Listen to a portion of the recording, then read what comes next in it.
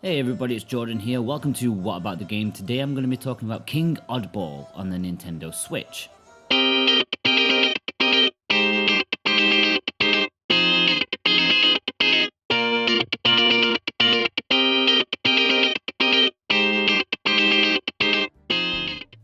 I've reviewed a lot of simple games in my time, and King Oddball is right up there with them.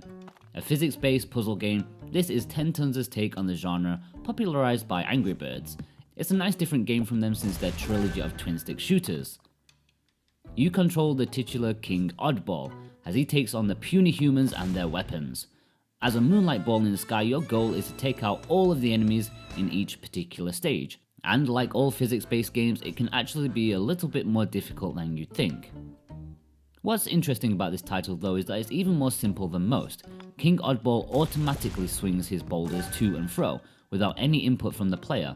The only input you have to do is press the release button. In that regard, it's a game entirely about timing rather than precise aiming or power. You can use the A button to release, or, as it's a port of a mobile game, you can use the touchscreen if you like. There are well over 100 stages spread out over a grid. Completing one will grant you access to a few more. The content is quite generous, and included are some bonus Halloween themed missions, which puts the skin over enemies to give you a more monstrous look to them. If you want even more of a challenge, there is the Hall of Diamonds to attend.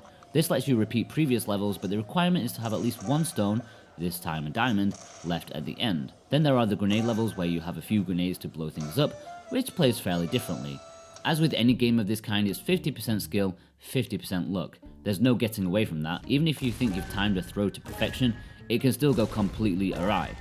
This can lead to a bit of frustration at times, and especially if you fail over and over again, leading to you being careless when you play. The Y button is an instant restart button which you'll be using quite often. I was very generous in its usage, especially if my first throw wasn't good. It's great that there's an instant restart button, but it's a double-edged sword because, as stated, it makes you a lot more carefree and you start throwing rocks willy-nilly. Obviously it totally depends on each individual person, but I found the difficulty curve to be all over the place. Some levels I could easily do the first time, whereas others I had to try a dozen or so times. Even early levels. So in that regard, I'm not entirely sure it's a good one for kids to start out, as they may get stuck pretty early on. What I actually really liked about King Oddball is the personality and the quirks it has. There are just little touches that I enjoyed so much. For example, if you throw a rock and it bounces back up and hits King Oddball, he'll catch it and be able to use it again. One time he randomly grabbed the pause icon and started swinging that as a weapon to be thrown too. Despite these quirks, it's not the best looking game, especially in the destructible environments. The backgrounds are nice, but the things that actually move and blow up are slightly on the generic side.